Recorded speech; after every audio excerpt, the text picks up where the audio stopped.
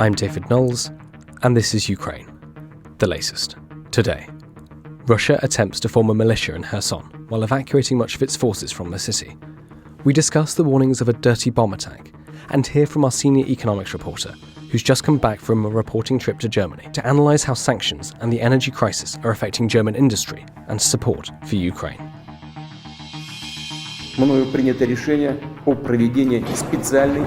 This hideous and barbaric venture of Vladimir Putin must end in failure. Ukraine can win, Ukraine must win, and Ukraine will win. Nobody's going to break us. We're strong. We're Ukrainians. Every weekday afternoon, we sit down with leading journalists from the Telegraph's London newsroom and our teams reporting on the ground to bring you the latest news and analysis on the war in Ukraine. It's Monday, the 24th of October, day 243. And today, I'm joined by our associate editor Dominic Nichols, our senior economics reporter Aij Nolse, and former British Army colonel and expert on chemical, biological, radiological and nuclear weapons, Hamish de Bretton Gordon. I started by asking Dom for the latest news from Ukraine. Well, hello, David, and hello, everybody. It's been a weekend dominated by phone calls between senior defence ministers, which we'll speak about in a moment. But tactically on the ground, the focus again has been in the Kherson region. So Russia has put out an announcement to all the men that are left in the city, because of course they've been evacuating civilians over the last few days, trying to get them out of the city in the face of the impending Ukrainian assault. But Russia have now said to any men that are remaining, they're offering them the, quote, opportunity to join a local militia to defend the city in the face of the Ukrainian advance. Now, in the other occupied areas of Ukraine, we've seen these militias being, or we've seen people being basically press ganged into these groups. So whether or not this opportunity will turn into something a bit more forceful, it probably will, but we'll wait to see there. Elsewhere, the crossing of the Dnipro River, the Antonovsky Bridge is still denied to heavy Russian military traffic due to ongoing Ukrainian strikes. So Russia has built a barge bridge and is reinforcing / bringing people out of Kherson via this barge bridge. This is largely civilian traffic, or as in civilian barges that are being linked together here. The reason being that the previous Russian military attempts to create some sort of pontoon bridge they've been hit by Ukrainian fire, and so they're now relying on this barge bridge. So it is at the moment intact, we are told. However, intact and working. So people that are coming out and reinforcements going in, logistic reinforcements going into the area of Kherson Oblast that's held by Russia, to the north and the west of the Dnipro River. Whether that lasts much longer, we will wait to see. Well, just very quickly, from your perspective, what do you imagine the military effectiveness of these militia battalions being raised in Kherson might be? I guess my question is this to some extent, is it just to say something good to their own audience, like we are doing something in the face of the impending assault? But from a military perspective, are you expecting these regiments to be at all effective? Well, I think it's neither of those things personally. I don't think they'll be at all militarily effective. I don't necessarily think it's Russia saying, look, we are putting more people in there. I think what they're trying to do is take out what's left of any better equipped, better trained, more experienced fighters, get them, as they should have done weeks ago, quite frankly, in the face of the advance. They should have made the bold decision to withdraw and preserve combat power for another day. So they should have moved the majority of their forces over the river in the last few weeks. We think they moved their headquarters element some time ago. Entirely militarily sensible, not always a great look, to be perfectly honest. Doesn't do wonders for morale to see your headquarters moving back, especially over a significant geographic and environmental obstacle such as a massive river. But I mean, they can still effectively act as a commanding headquarters from back there. They probably should have done that with the majority of their fighters. We hear that because Kherson city is obviously the capital city of Kherson Oblast, and it was the first city taken in the war since February the 24th. Anyway, that Putin personally was direction that it should still be held.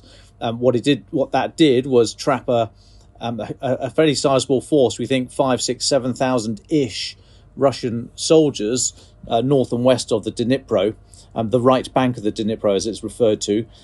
We talk about rivers in terms of the direction they flow. So Dnipro flows from the north down into the Black Sea. So the right bank of the river is the area north and west where Russian forces managed to cross. But it tied down a huge number of fighters. And there's an interview with Pravda today that Ukraine's head of military intelligence was saying that if they're not careful, or in all likelihood, they're about to experience what Ukraine experienced at Mariupol, having a large number of people sealed off in a city and just slowly worn down until they have to surrender, basically. Now he was saying, the head of military intelligence was saying that Russia might try to blow the dam. He said it's not completely covered in mines, but there are some mines on the Nova Kakhovka Dam, about 40 k's east of the city. But if that were to go, it would cause a huge environmental disaster. It might then allow Russia to get more people out in good order, or less bad order, and it would slow the Ukrainian advance. He admitted that, but he said only for a few weeks though. But I think back to your original point, what they're trying to do here is try and get what's left of their experienced troops out and put numbers back in, put poorly trained and equipped numbers in, just in some sort of shoddy attempt to try and hold the ground. But I just simply don't think that's feasible. Thanks, Dom. Just one more question from me before we go on to talking about these dirty bomb threats. There's been some suggestion over the weekend that the Ukrainian air defence is getting more effective at shooting down the Iranian Shahid drones. Could you just talk to us briefly about that? Yeah, this analysis came from today's UK Defence Intelligence note. It was saying that Ukrainian air defence, and it sort of echoes comments that President Zelensky said last night. So the note from UKDI is saying that Ukraine are getting much better at shooting down the drones, the Shahid 136, which Russia seems to have been styling as the Garan 2. Not sure what the Garan 1 was, but I'll have a look around for that. But basically, they were saying that these things are low, slow, and noisy. So a decent air defence system, or it doesn't even have to be that good, are quite adept at shooting them down. In particular, President Zelensky said last night that I think 85% of them are being shot down. I think they said 220 have been fired at Ukraine, and President Zelensky said around about 85% being shot down. But I mean, low, slow, and noisy is never a good place to be if you're trying to penetrate an air defence network. In particular, the German Gepard system, the 30mm twin 30mm cannon tracked vehicle, was singled out for particular praise. I mean, if you see these things, just Google them, have a look online. They just chuck an enormous amount of lead into the air very, very quickly. So they're laid on by a radar, and then these twin barrels just open up, and anything that's low, slow, and noisy is not going to survive long in the face of that. Now, they went on to make the point, UK Defence Intelligence went on to make the point that the reason these are being used more extensively, including with Iranian personnel, military personnel in Crimea, and we think also in Belarus, training and probably doing the engineering support as well for these things, is because Russia's running out of precision-guided munitions. They're running out of short-range ballistic munitions like the Iskander and the KH-101. They're running out of precision-guided weapons, so they're having to rely on these drones, which are coming into being sort of referred to as kamikaze drones, because they can spot their own target with a camera, and then the operator can guide it into a target. So they are sometimes called one-way drones or detonating drones, what have you, but kamikaze drones seems to kind of sum it up. It's a bit loose language, but we all sort of know what we're talking about then. Whether or not any more of these are going to be supplied, there was a report over the weekend that the Israeli Air Force struck a factory in Syria.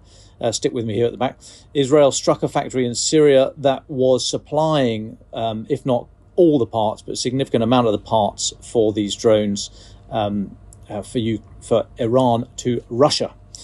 So we'll watch that one with interest to see if the numbers going into the Ukraine theatre actually diminish. Thanks very much for that, Dom. Well, let's come on and talk about these dirty bomb threats. Dom, can you talk us briefly through the news, who's been talking to who and what they've been saying? And then I'd like to bring in Hamish to give us his analysis of what he thinks is happening. Okay, so very quickly, and we'll flesh this out in more detail when Hamish comes on. Hamish, great to see you again. Thanks so much for coming on.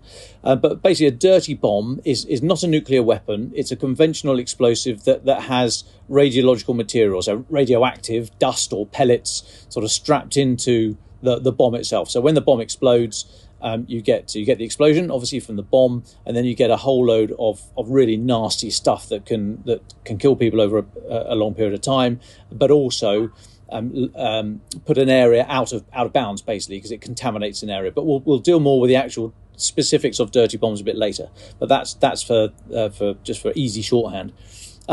So over the weekend, Russia's defense ministry said that Sergei Shoigu, Russia's defense minister, spoke personally with the defense ministers of the UK, the US, France and Turkey, saying that he was very concerned that Ukraine were planning to conduct an attack using a it was escalating and going to use a dirty bomb, and effectively said that it was under the direction of the UK and the US that this thing had been developed.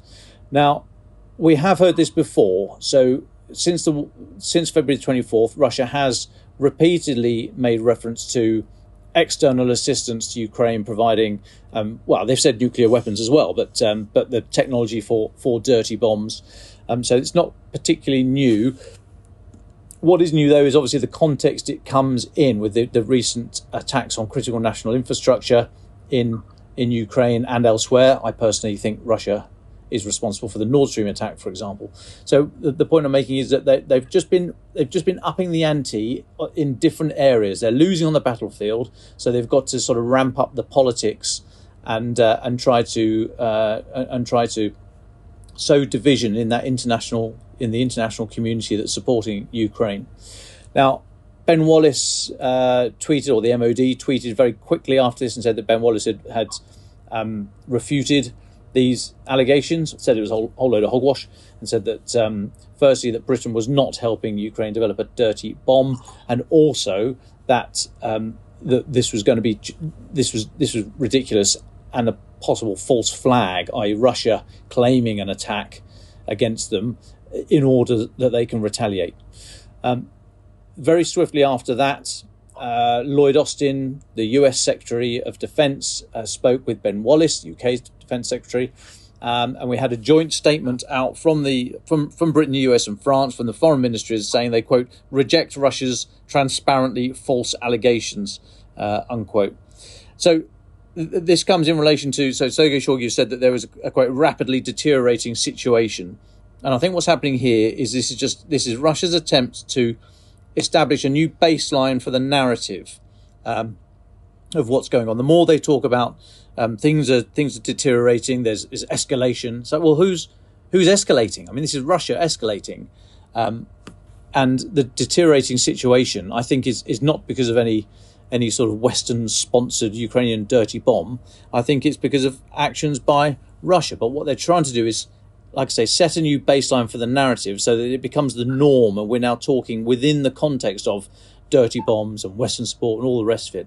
And we just need to refute that as a basis of fact to move forward. They've lost the initiative on the battlefield, Russia has, and I think they are trying to lead the agenda here by coming up with a new idea. They've rattled the nuclear sabre often enough. They're now trying a new tactic here with dirty bombs and what that might mean, or what any response to that might be. And I think they like doing this. They like changing the angle of attack, if you like, from the narrative, because the external supporters, those in the West and elsewhere around the world supporting Ukraine, are then reactive to it and reacting to Russia's initiative, if you like, as in momentum rather than brains. So I don't want to downplay it. We'll talk it through in a second with Hamish about how serious these things are and what it means in terms of escalation. But I think it mostly comes from a reaction of Russia losing on the battlefield. But I better let Hamish come in at that point. Thank you, Dom. Hamish, just quickly before we start with your analysis, we've got a question from a listener, just going back to the definition of what a dirty bomb is. Paul asks, is there a threshold for the size of a dirty bomb? What size is required to be significant in government's eyes? David, Dom, good afternoon. It's great to be back on the pod. That is a really good question to start with. Actually, I think dirty bombs are a bit of an anathema. It's all things to all people, and probably more in the sort of James Bond and fiction terror books than actual reality. I don't know of any successful dirty bomb. You could argue that the polonium attack that killed Litvinenko back in 2006 could be a dirty bomb, polonium, radioactive isotope, radioactive material, if you like. So when it comes to thresholds of size, it's a really interesting one. And that's why I absolutely agree with your assessment, Dom, here, because, you would actually need a heck of a lot of radioactive material to have any impact with a dirty bomb. If I just go into a bit of technical detail, with producing nuclear power, we use radioactive isotopes, mainly uranium or plutonium, that's enriched to about 20%. There is then a chain reaction required to turn that into heat in order that we can produce electricity. In a similar way to a nuclear bomb, again, plutonium, uranium, but highly enriched to about 95%, there is then a fusion or a fission chain reaction that creates the massive explosion. Now, if you just have nuclear isotopes, a bucket full of uranium, and you blow it up, you've got some contaminated material that will really go as far as the explosion will allow it. Now, of course, it might well travel on the wind, but to have an impact, you probably need a huge amount of it. Now, I think, and I quite agree, this is a classic false flag. At the beginning of the war, we had chemical and biological weapons false flags. It was also a part of the key of the Russian playbook in Syria, which I saw very closely. Now, most of these false flags never actually materialized into anything. So I do agree that the likelihood of a dirty bomb as such is pretty unlikely. The only false flag that really happened in Syria was the Duma chemical attack on the 7th of April 2018, when a few days before the Russians claimed there'd be a chemical attack, and then there was. And they tried to frame, and still are trying to frame, that it was anybody except the Syrian regime, as it were. So we haven't seen any false flag attacks materialize. But I think what they're really talking about, and it goes back to one of your earlier points about the infrastructure and the power supply, we are potentially talking about Zaporizhzhia and some of the other nuclear power stations. If you turn them into a sort of improvised nuclear device, a dirty bomb as such, and blew them up or caused them to catch fire, that could release an incredible amount of contamination, radioactive contamination that could fall, at the moment, the way the meteorological conditions are going, across Europe. Lots of people say that Putin wouldn't do this because it would go over Russia. At the moment, it wouldn't. So that's something that we need to focus on. So I think that is the biggest concern, and at this stage, the thing that we need to look at. But the dirty bomb itself, again, I really don't see it as a viable weapon. And all the talk of false flag and dirty bomb and everything else is, again, what I've been writing about in the Telegraph recently, this unconventional warfare.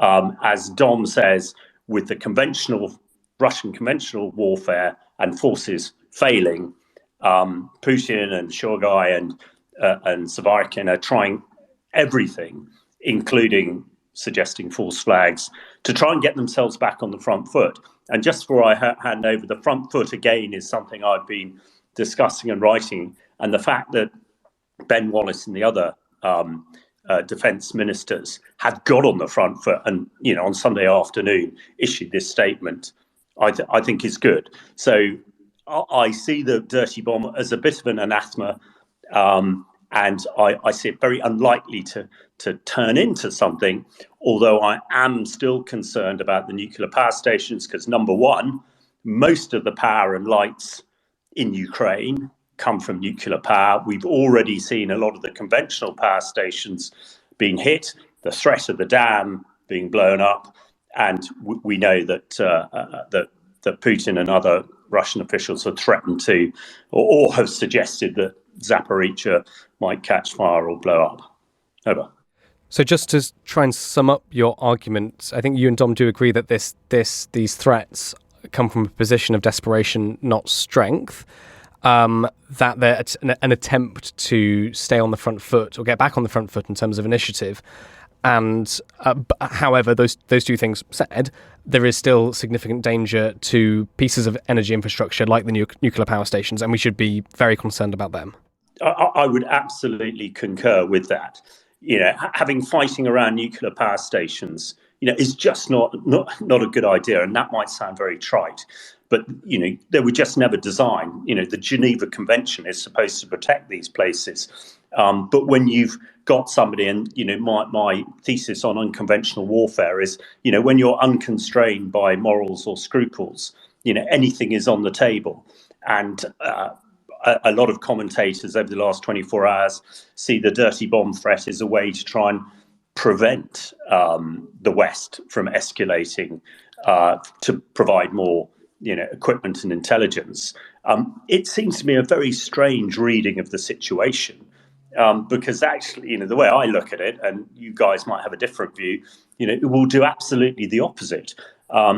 The challenge with any chemical, biological, or nuclear threat, actually the psychological impact is 10 to 1 the physical.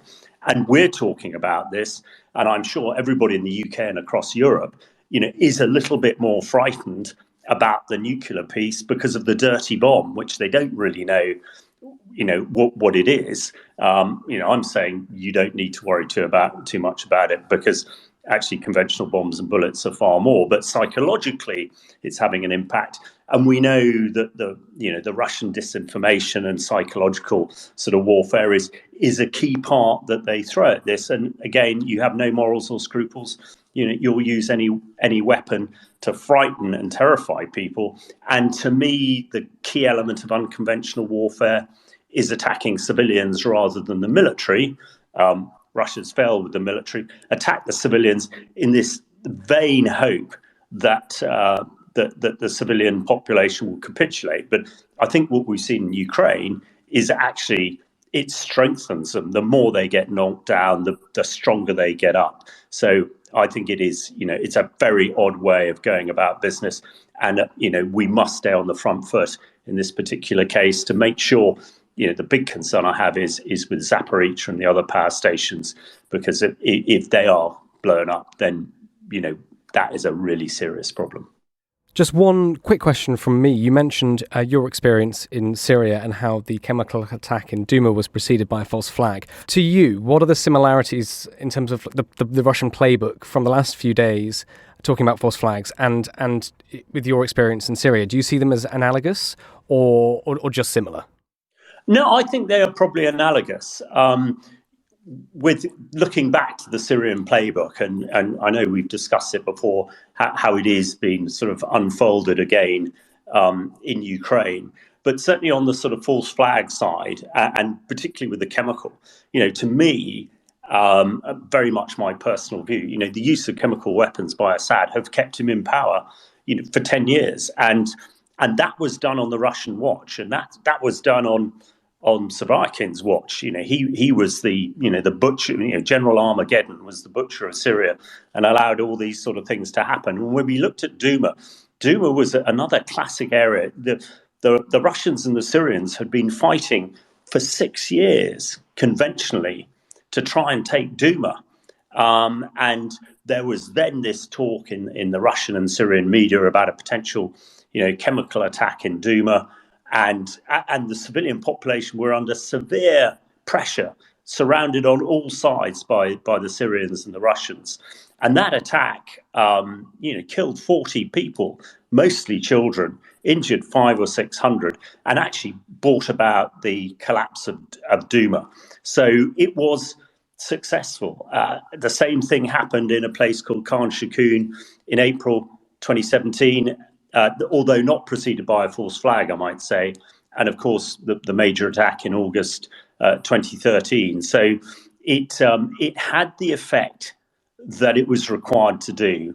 And I think that is why it's so important to call this out, because these false flags are trying to have an effect, particularly psychologically, and we must jump on it. And I'm sure if Ben Wallace and the others hadn't jumped on it yesterday, the Russians would be feeding this particular fire today to try and get some credence out of it, because I'm sure we're going to talk about the further situation, but if Kherson goes, it's not a big step into Crimea, which to me is Putin's vital ground, and anything that the Russians can do to keep Crimea off the table, as it were, and turn the lights out in Ukraine and try and keep the international community out, they will do. I just think they've got it wrong. Hamish, can I jump in just there? I mean, I completely agree with you that there's never been a dirty bomb attack. I'm pausing because I was about to call it a classic dirty bomb attack, and I can't call it classic if there haven't been any. We have seen the use of sarin and chlorine bombs and Novichok, obviously here in the UK. But as in the dirty bomb, I think we are agreeing that they are probably not that effective. It's the explosion that would cause more casualties than the radiological dust or any particles that might be scattered. Firstly, do you agree with that? And secondly, if that's the case, from your experience in Syria, do you think if these were to be used, that the population would quickly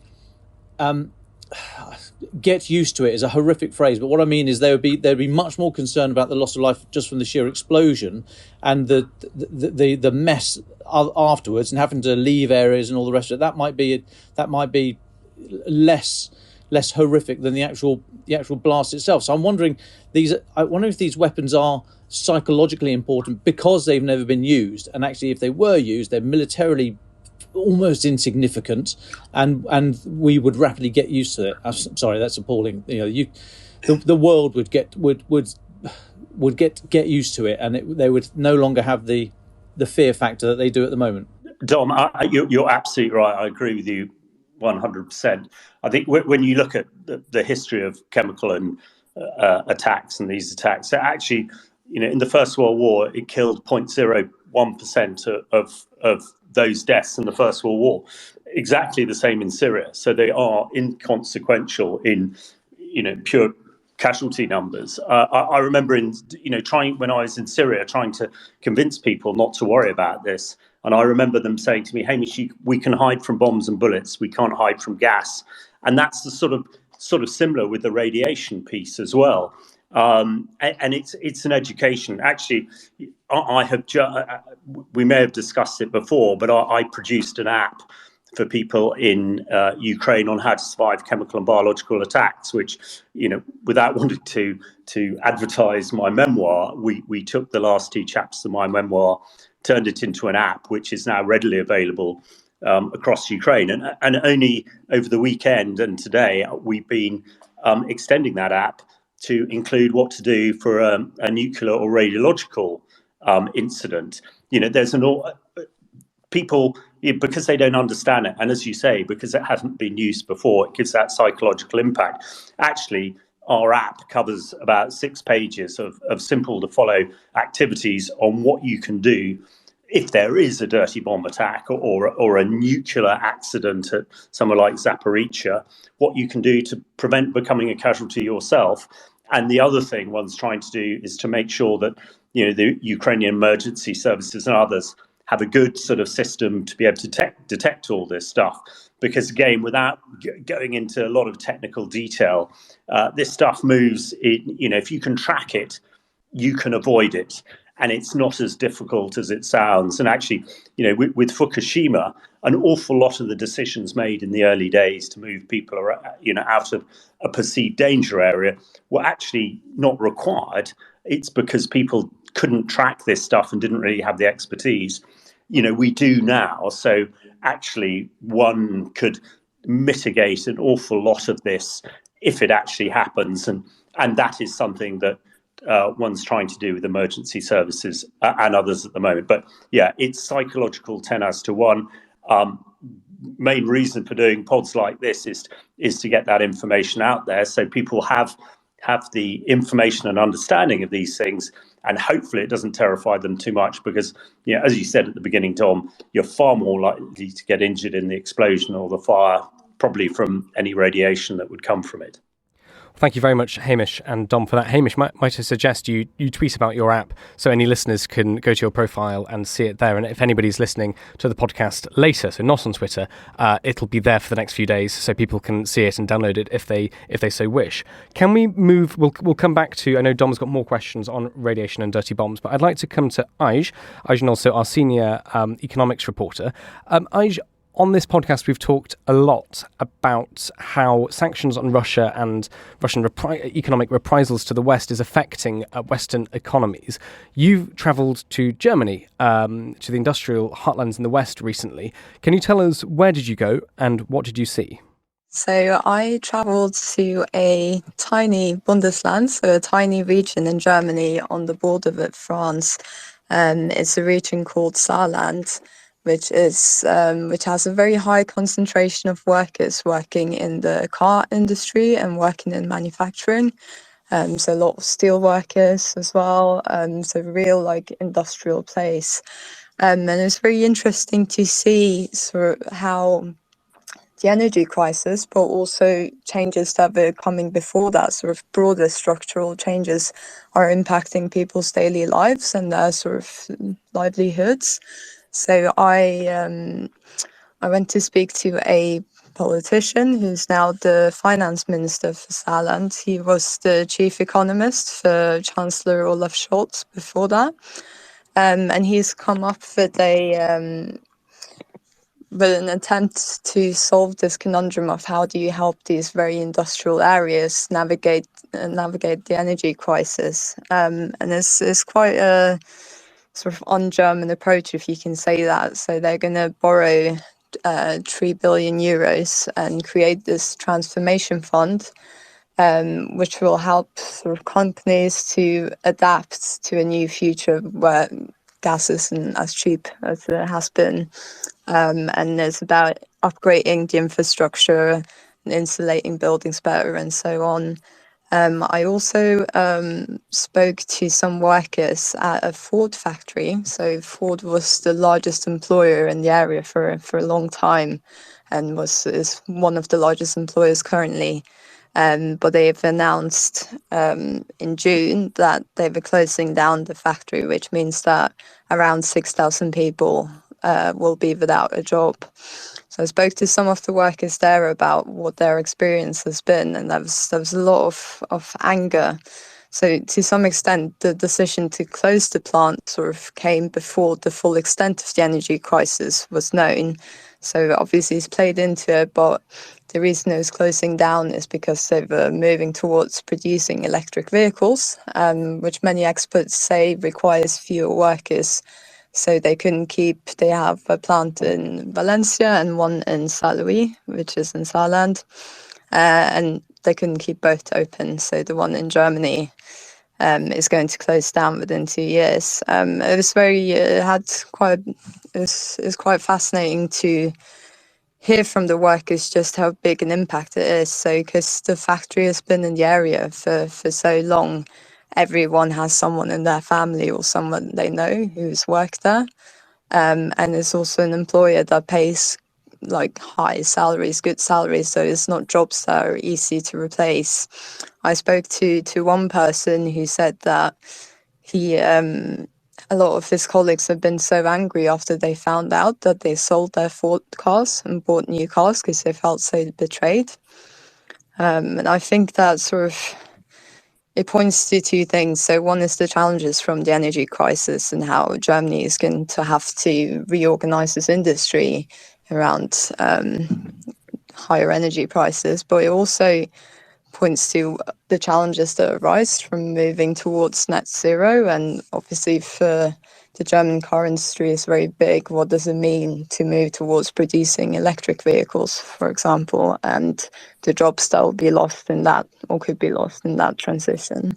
So, as you mentioned that a lot of the people that you spoke to, a lot of the workers had a lot of anger about what's happening. Who was that anger directed at? Was it at the German government and the Chancellor, or did they talk to you at all about their feelings about the Ukraine war?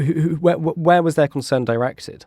So I think it was actually more directly at the company for closing down the factory, that they felt betrayed, that they'd been loyal to its company, and they've worked there for generations, and now they're going to close it down because it's cheaper to produce the cars somewhere else. So it's not so much really anger directed at the government, but obviously if you have a lot of people who are going to end up being unemployed eventually, those kind of feelings, you'd expect to see that perhaps over a longer period of time. And that's what quite a few experts said as well, that obviously there's also from a policy perspective, you're going to have to be quite careful that people don't get left behind, because then they can fuel these political narratives or create a lot of anger. And just sort of staying around that question, did the people you spoke to associate what was going on, the energy crisis, with the Ukraine invasion, or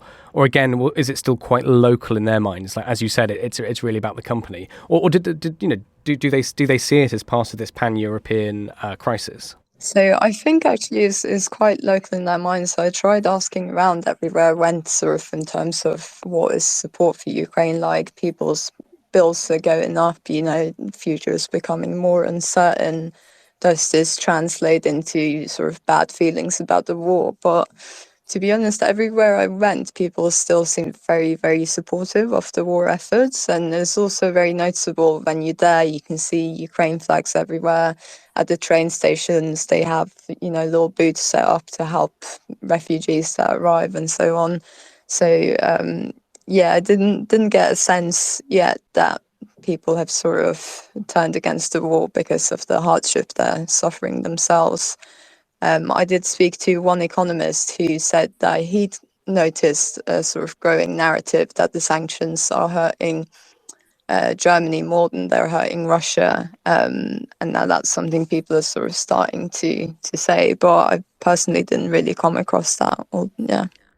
That's really interesting. Thank you. So, just zooming out slightly from Saarland, what do you think this sort of, as you said, this growing discontentment, but which still hasn't really translated into, well, from what you've seen anyway, into lack of support for the war effort? What do you think this might mean for Chancellor Scholz and the German government? What, could we look ahead a little bit? What do you think might be coming down the track? Well, it's hard to say for now. So they've just announced a very large energy package to help households and businesses. So I suppose it will depend on how effective that is in shielding consumers and shielding business owners from the impacts of the war. Obviously, Scholz took over from Merkel in December last year. So sort of taking over from Angela Merkel was always going to be quite tough. That's a lot to live up to. And he's faced quite a lot of criticism already for being indecisive, for being quite slow at announcing this big energy help package. So there's already mounting criticism. So it'll definitely be a challenging time ahead. And economic forecasts predict that Germany is about to enter a recession as well, which obviously isn't great politically for him either. Thanks, Aja. Dom, I know you've got a question. Do you want to come in?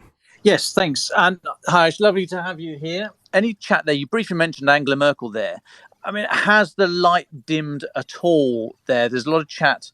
Well, not a lot of chat. There's some chat around the press here and internationally that the position Germany got itself into over power, gas in particular, from Russia was largely of Merkel's making, and yet she left on a high, and yeah, compared to Scholz, she's still sort of held in high regard, I think. Just wondered if there was any view from inside the country to challenge that idea, or if she's at all held responsible. And secondly, Nord Stream. What are the views of Nord Stream and the cancelling of the contract, and also the attack on the pipes? So if you'd heard anything on that, I'd be really interested. So in terms of Angela Merkel, I think obviously there has been some criticism of how reliant Germany did make itself on Russian gas, and that perhaps that was a bit naive. But in terms of her sort of wider image, I think she's still very highly regarded from her time as Chancellor. I think perhaps the more pressing question at the moment is, what will it mean for the future of German industry? Because Germany has quite a few very energy-intensive industries, and there's been some talk from some economists about, is this the start of the industrialization for Germany? Is this going to kill off great industries and jobs and so on? I did speak to several economists about that. And the sort of more common view is that it's not necessarily the start of deindustrialization, but more so that it's the start of this painful structural transition that's being accelerated a lot. But there will be some industries, for example, chemicals, that are very energy intensive, that will probably move to countries where energy is cheaper, and then are unlikely to come back once they've made that move. So in that sense, it'll be permanent. Can I just jump in quickly and ask, you mentioned there that Germany has a high concentration of energy-intensive industries. Is that basically why the energy crisis is affecting them so much, that other countries have either more nuclear power or more other forms of energy, whereas Germany is very dependent on Russian gas and also has to support a large economy full of energy-intensive industries? Is that broadly correct? Please tell me that's wrong if it is. Yeah, no, I would say that that's correct. So Germany is sort of Europe's manufacturing powerhouse. Has a very large industrial sector, very large manufacturing, industries such as car manufacturing, chemicals, sort of steel and so on. A lot, like all of its key industries, are very energy intensive, and whereas perhaps other countries you're starting to see sort of large influx of tech companies and so on, that sort of digitalization hasn't happened as much in Germany. It's still quite sort of hands-on, if that makes sense. And that's why it's so vulnerable to these higher energy prices, because it's such a large part of its economy and such a large part of the value generation that comes from these companies that are so dependent on energy to produce their products. But it's quite interesting because you can already see that companies have made huge efforts to reduce their energy intake in quite a short amount of time. So I also went to visit the BMW plant in Munich, and they've already managed to reduce their dependence on, I think they've reduced their gas use by 50% ahead of the winter. So this is like a huge plant. It's the largest employer in Munich. They produce a car per minute. So you can imagine how much energy a place like that uses. One of the economists I spoke to as well, who is an advisor to the German government, also highlighted one of their main chemical plants as an example. So it's a plant that uses the same energy as a small country, basically, or many large cities put together. And at the start of the war, the CEO of this plant was very sort of pessimistic, saying, without Russian gas, we're not going to be able to survive and so on. But by now, they've managed to reduce their reliance on gas by half already. So there are some positive signs as well that companies are adapting. Just one final question for me, if I may. Across all the issues we talked about today, the politics and the war and the impact at home. Did you notice any difference in the demographic split between sort of the young and the old, urban, rural? Any themes coming through there specifically around the Ukraine issues we've been discussing? I wouldn't say so, to be honest. I think support for the war efforts are quite universal still. So the area I was in was very rural, and a lot of workers working in factories and so on. But it felt like it was the same level of support there as when you walk around Munich, which is obviously a large city. So nothing noticeable there, but obviously this could all change. There's a difficult winter ahead, and it's going to impact different parts of society very differently. So it'll be interesting to follow how that evolves. Thanks, Aja. Just one final question from me. We have lots of Ukrainian listeners who are eager to know more about how opinion of support for Ukraine is changing in Europe and how events in the war and outside change that. Are you more or less optimistic about Germany's support for Ukraine, having seen what you've seen? Yeah, absolutely. I think I went there expecting to see perhaps some skepticism, because it is really hitting people's wallets and it's making their futures more uncertain, especially talking to people who might lose their jobs very soon and so on. But it seemed very universal, like there was completely an accepted fact that this is a war worth fighting. So it seems like support is still very strong from what I came across. Well, thank you very much, Aj. Dom and Hamish, I don't know if you've got anything to add to any of that. And if not, never mind. Dom, I know you had a final few questions for Hamish. Yeah, if I may. I'm just interested, Hamish, on the talk over the weekend and the response to it. So, I mean, if we're able to put dirty bombs in a sort of halfway between conventional and nuclear, and please tell me if I'm mischaracterizing that. And I think what Russia's trying to do here is just push a new area. So we've yet to work out what our response is to these attacks on critical national infrastructure, both Ukraine and the international community. And so the thought of any coherent response to a dirty bomb, I just don't think, because we've never had to do it before, we just don't know what would happen and the second and third order effects from that. So I just wondered if you had any thoughts on that. And then, I mean, David Petraeus, former general, former head of the CIA, he had a really interesting brief interview on ABC a few days ago, and he was talking about the likely response to the use of actual nuclear weapons. If Russia used a nuclear weapon, he was suggesting a massive conventional response by NATO against Russia, against Russian units, against Russian launch sites for the nuclear weapons, but more broadly. I mean, it would be kind of, not his words, but shock and awe writ large, deeming that even though this would be NATO directly entering the war, this would be a legitimate and proportionate response to the use of nuclear weapons. So kind of somewhere between those would be the response to a dirty bomb. I just wonder if you thought it does fit in there, if there are any precedents about how to think about responding to these things, and basically what do you think would happen in the event of a use of a dirty bomb? Yeah, that's a really good question and a really tricky one, which is, I'm sure, part of the reason that the Russians are threatening dirty bombs, because they've never been used before per se, except perhaps polonium as an execution tool.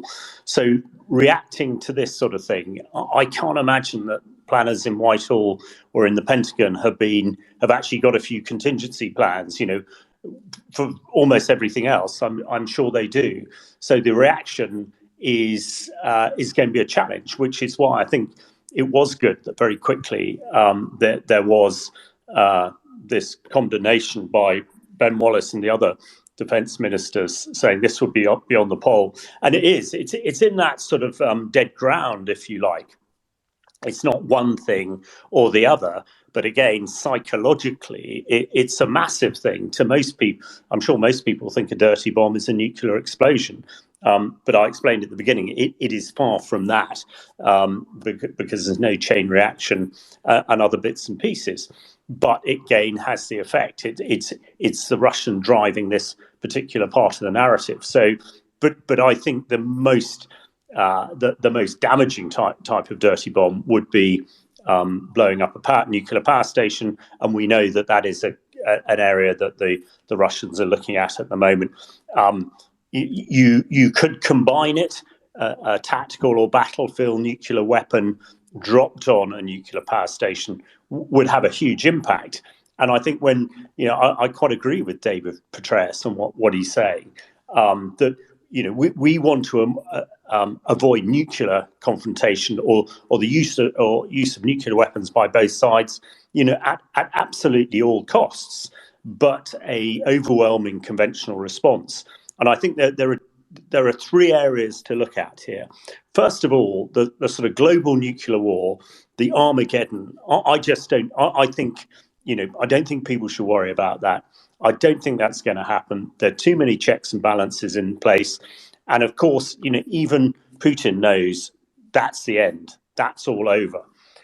So if we discount Armageddon and global nuclear war, we then ratchet down to tactical nuclear weapons, which, these are still big weapons. These are still 10 kilotons, 10,000 tons of conventional explosive, which is a massive explosion, and of course the radiation that would ensue from there. Now, Putin has interpreted the Soviet and his own doctrine that he can use these to defend Russian territory. And I think a lot of us were concerned when the Annex the four regions, and of course we have Crimea, which is why I think Crimea is so absolutely vital to all of this.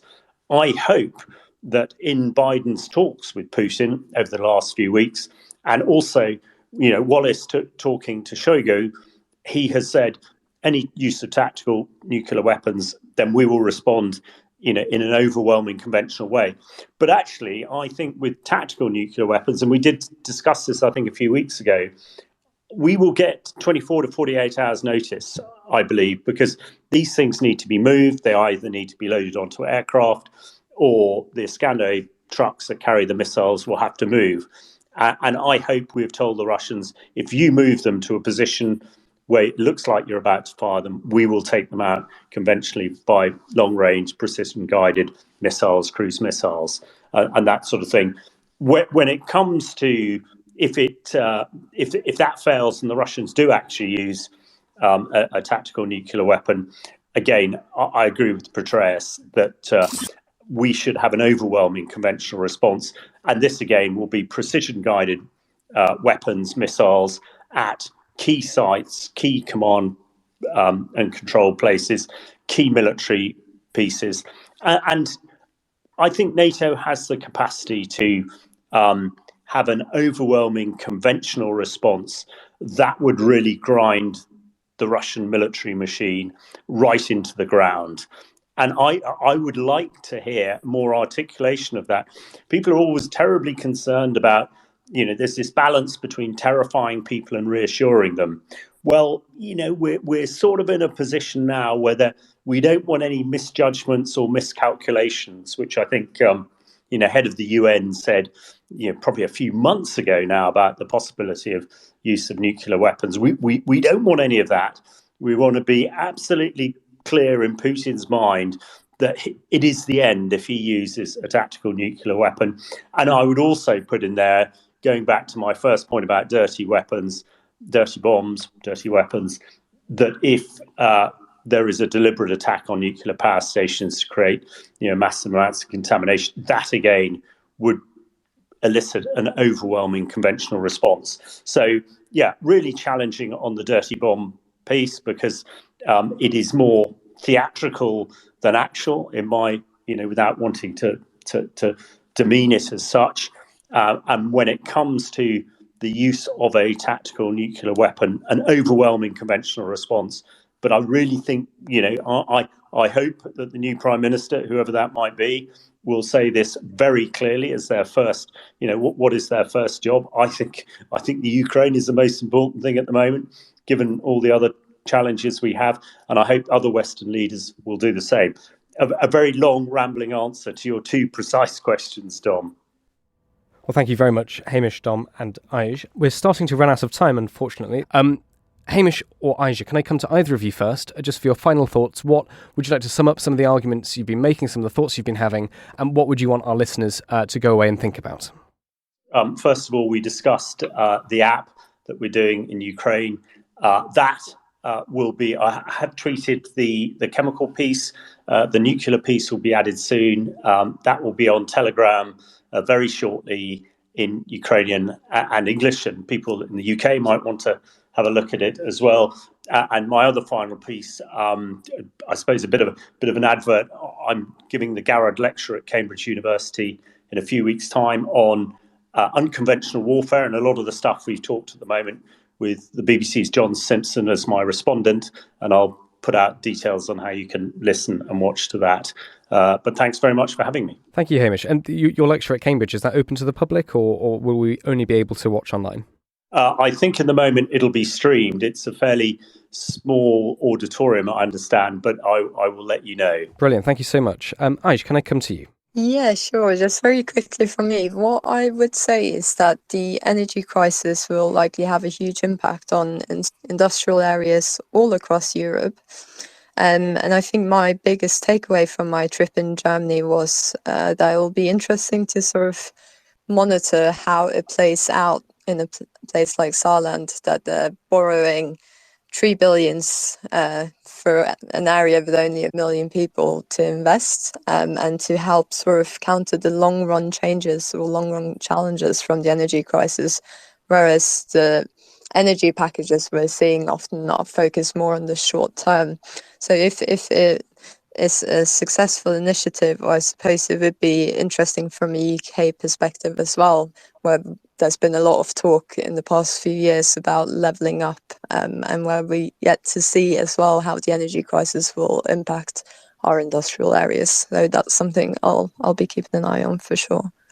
Thank you very much, Hamish and Aij. There's some breaking news to bring you listeners. Penny Mordaunt has withdrawn from the race to become the next Prime Minister. She's just posted on Twitter. She says, we have now chosen our next Prime Minister. The decision is a historic one and shows once again the diversity and talent of our party. Rishi has my full support. So you heard it first here. Rishi Sunak, it sounds like, will be the next Prime Minister of the United Kingdom.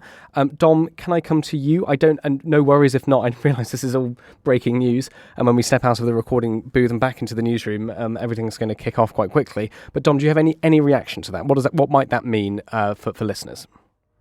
Yeah, I'm so in the studio here. I'm watching the live feed from Parliament. There's no suggestion they're imminently about to come and make the announcement, but we've just seen that tweet from Penny Mordaunt, so she's withdrawn and she's given her full back into Rishi Sunak and said that he's going to be the next Prime Minister, which I think I can't think of any procedural way that will not now be the case. So Rishi Sunak, a Treasury specialist, former hedgie, and has been Chancellor for a couple of years now. Obviously rose to prominence over the pandemic and all the lockdowns. He came out with the furlough scheme, which was considered a success.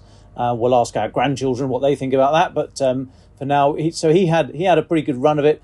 Then in the Tory leadership campaign, he sort of fell foul. He was caught in a couple of off guard moments, speaking at hustings, that he was deemed to be a little bit sort of less all inclusive than you would hope a leader to be.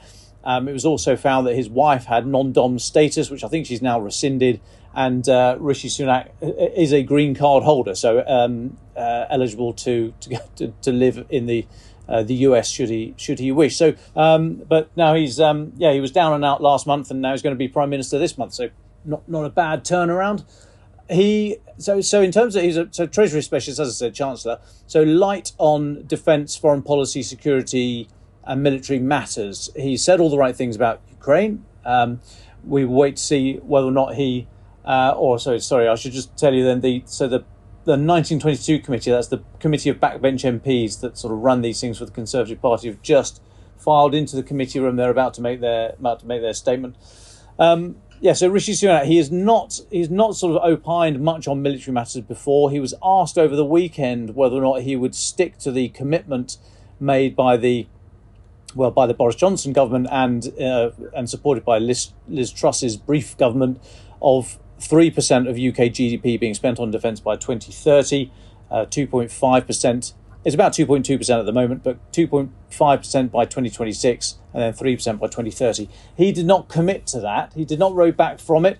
The current Chancellor has made all sorts of noises about tough decisions to be had, and that's basically it. So Rishi Sunak, he's yet to commit to the 3% of GDP by 2030.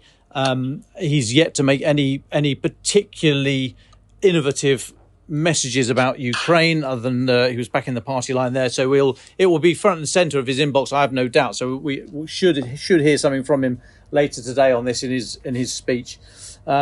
But what I'll just end on, I really appreciate all the input we've had today, and I do agree with Hamish's point that it's good that leaders, defence minister level, Russia, UK, US, France, Turkey, can speak. They pick the phone up, they speak to each other. That is good. We need these channels to stay open. I'm just slightly concerned that these channels have been used quite a lot recently. So Ben Wallace spoke to Sergei Shoigu, I think a week ago, maybe even less than that. Lloyd Austin had his second phone call with Shoigu since the war started on February 24th, or this phase of the war started on 24th. Second time he spoke in only 3 days, Lloyd Austin said. So it's good that these channels are being used. I'm just slightly concerned that they're being used more regularly, which indicates that there might be a level of tension that we don't yet know about, or maybe the UK, US, and the other Five Eyes have seen stuff that they needed to make immediately obvious to Russia that they'd seen. So I'm just sort of spitballing that. I'm just slightly concerned at the level of interaction, the amount of interaction, and I will track that over the next few days. But I think that, combined with the end of the Chinese Party Congress in Beijing, which saw President Xi Jinping sort of get another five-year term. You may remember there was a lot of speculation that this phase of the war didn't start until February the 24th to allow China to have a good Winter Olympics. And once they finish, then off we go.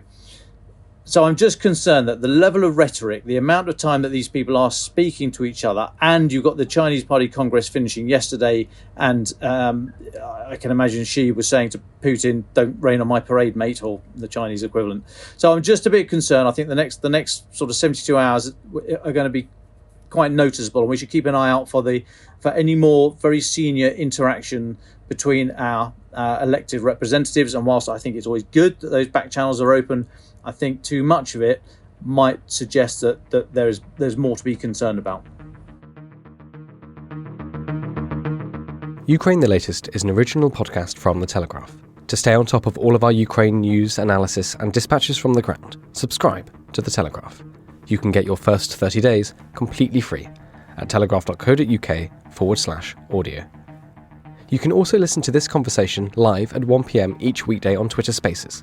Follow The Telegraph on Twitter to make sure you don't miss it. If you enjoyed this podcast, please consider following Ukraine the Latest on your preferred podcast app. And, if you have a moment, leave a review, as it helps others find the show.